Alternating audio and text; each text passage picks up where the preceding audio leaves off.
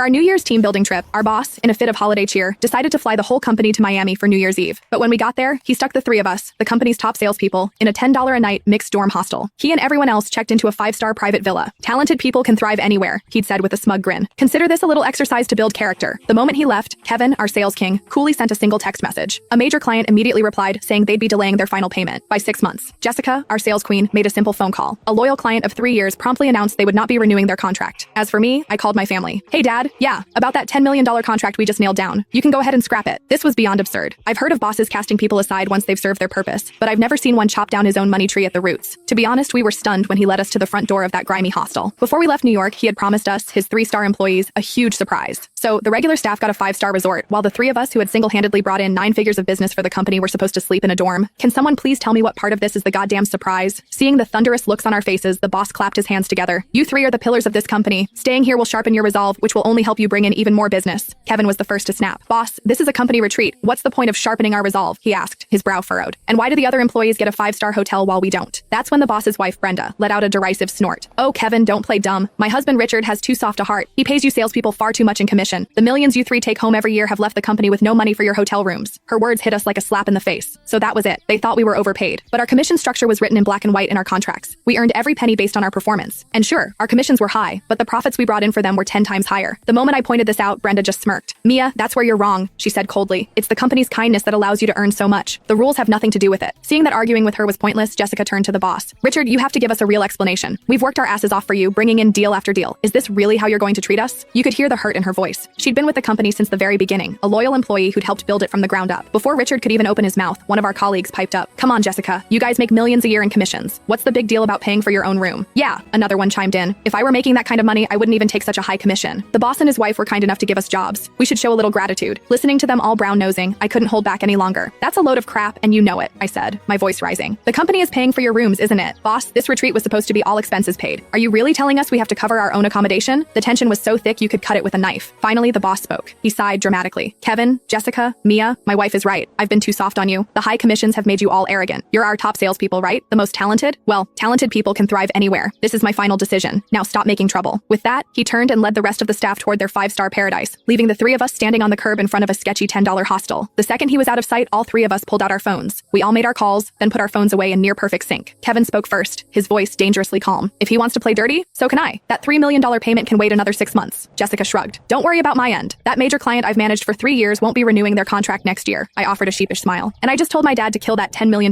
deal. Truth be told, I was the youngest of the 3 and not quite as experienced as my 2. To read the full content, download Moto Novel and search for keywords on the screen.